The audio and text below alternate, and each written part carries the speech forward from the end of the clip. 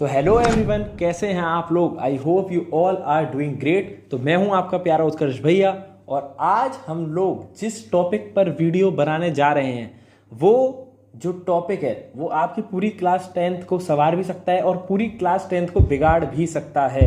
तो ये वीडियो आपके लिए सबसे ज़्यादा ज़रूरी है। अब इस वीडियो में हम लोग क्या डिस्कस करने वाले हैं? इस वीडियो में हम लोग डिस्कस करने वाले हैं कंप्लीट बुक गाइड, जो कि आपको अपनी पूरी क्लास 10th में ज़रूरत पड़ेगी।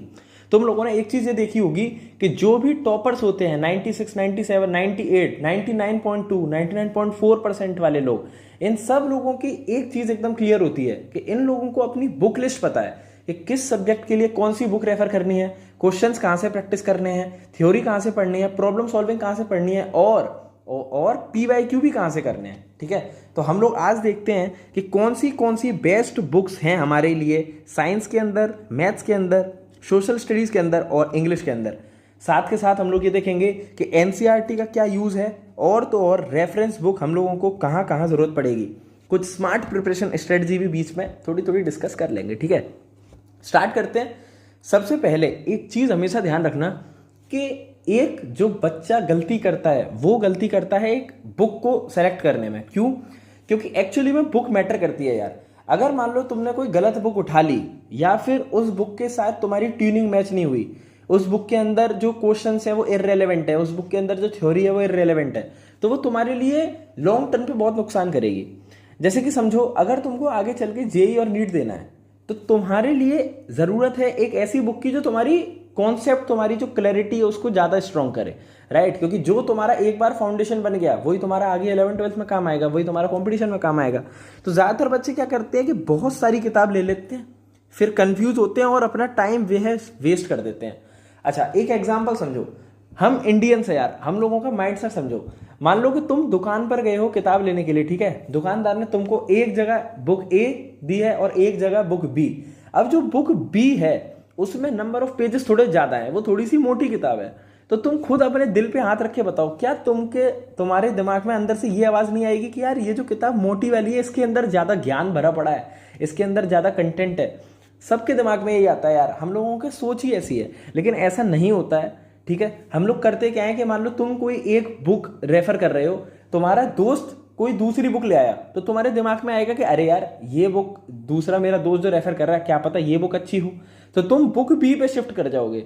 फिर तुम देखोगे एक हफ्ते बाद कि जो तुम्हारा सब्जेक्ट टीचर है वो किसी और एक बुक से तुम्हारा कंटेंट बना रहा होगा या उसको रेफर कर रहा होगा, तो तुम्हारे दिमाग में आएगा कि अरे यार सर या मैम तो इस बुक से रेफर कर रहे हैं, तो हो सकता है पेपर भी इसी बुक से बने, तो तुम फिर उस बुक C की तरफ शिफ्ट कर जाओगे। तो अपना दिमाग ऐसे ही टॉगल करता रहता है। लेकिन हमको जरूरत है कि हम एक कंसाइज, एक अच्छा वेल मेंटेन्ड कंटेंट जो है उसको प्रेफर करें और फिर उसी पे स्टिक रहें थ्रू आउट द जर्नी। ठीक है, अपना गोल्डन रूल समझो। सबसे पहला गोल्डन रूल है कि अपनी NCERT हम लोगों को कंप्लीट करनी है।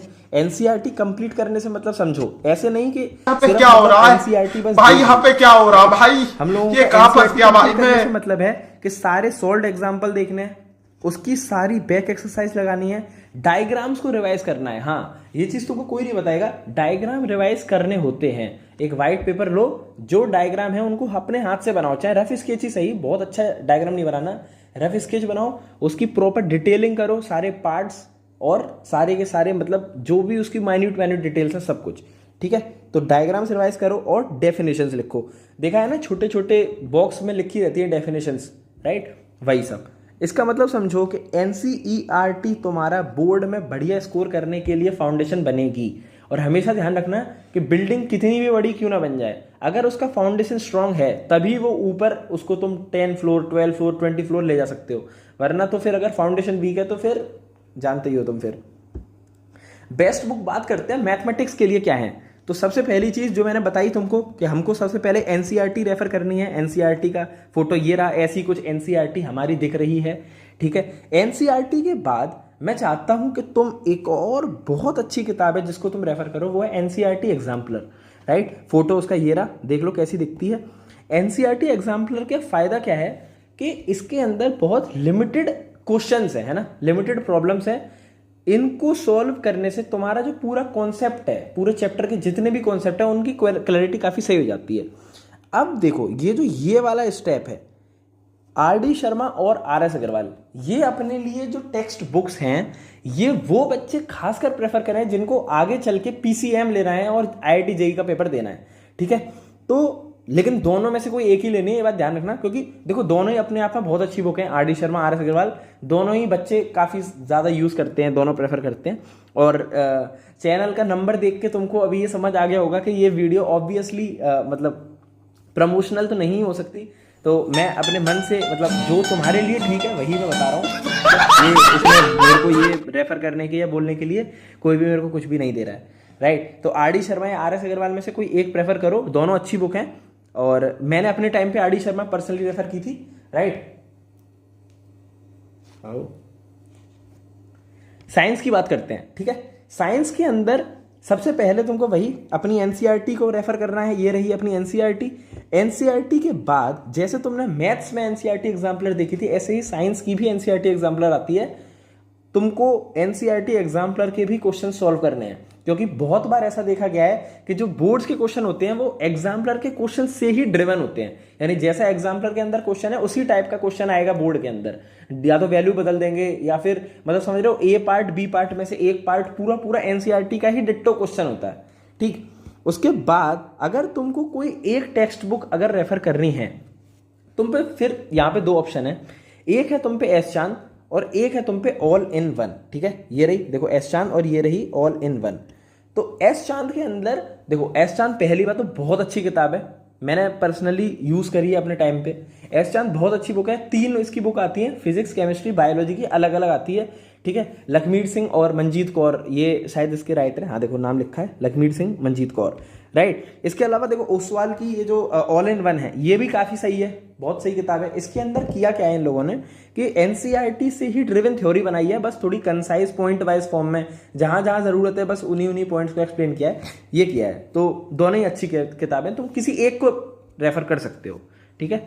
आगे बात करते हैं अपनी सोशल स्टडीज की। अब सोशल स्टडीज के लिए मैं प्रेफर करूंगा कि तुम सिर्फ और सिर्फ एनसीईआरटी को ही रेफर करो। अब तुम लोगों को लगेगा कि यार भैया यार बाकी सब में तो आपने रेफरेंस बुक बताई लेकिन इसमें नहीं, आप बोल रहे हो कि एनसीईआरटी को ही प्रेफर करो। हालांकि मैं एक लेकर आया हूं तुम्हारे लिए रेफरेंस बुक, देखो ऑल इन वन, ये भी अच्छी है, लेकिन आई विल प्रेफर एनसीईआरटी। क्यों?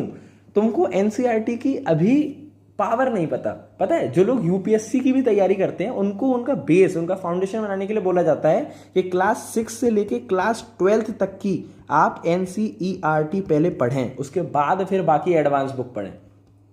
एनसीईआरटी को पढ़ने का सिर्फ फायदा तुम्हारा तब निकलेगा जब तुम एनसीईआरटी को थॉरोली लाइन बाय लाइन पढ़ोगे, ठीक है।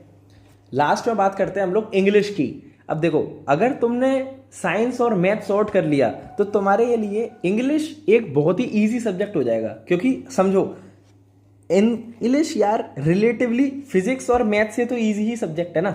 अब समझो एनसीईआरटी सिर्फ तुमको इंग्लिश के लिए रेफर करनी है, 2 एनसीईआरटी आती हैं, एक फुटप्रिंट्स विदाउट फीट और एक फर्स्ट फ्लाइट, ठीक है। आई विल प्रेफर कि तुम इंग्लिश के अंदर जो तुम्हारे स्कूल में पढ़ाया जा रहा है बस उसी को ध्यान से सुनो, जो टीचर वहां पे नोट्स लिखवा रहे हैं अपने क्लास नोट्स को रेफर करो इंग्लिश के लिए। इसके अलावा इंग्लिश में ज़्यादा टेंशन मत लो, क्योंकि यार देखो ये बात तुमको जनरली नहीं कोई ऐसे डायरेक्ट बोलेगा, लेकिन अगर मैं सच बात बताऊं तो अभी तुम फोकस करो अपना मैथ्स पे और साइंस पे, क्योंकि जो लैंग्वेज होती हैं ये सब चुन्नू मुन्नू जो इंग्लिश हिंदी ये सब है ये लास्ट में केटर की जा सकती हैं। लेकिन अगर तुम्हारा फिजिक्स और मैथ, फिजिक्स केमिस्ट्री बायोलॉजी और साइंस मतलब ओवरऑल तुम्हारा साइंस और मैथ अगर वीक रह गया तो तुमको फिर बहुत दिक्कत आ जाएगी, ठीक है। तो इसलिए अपना पहले मैथ और साइंस रेफर करो। और हमेशा एक बात ध्यान रखना कि books don't score marks, consistency does.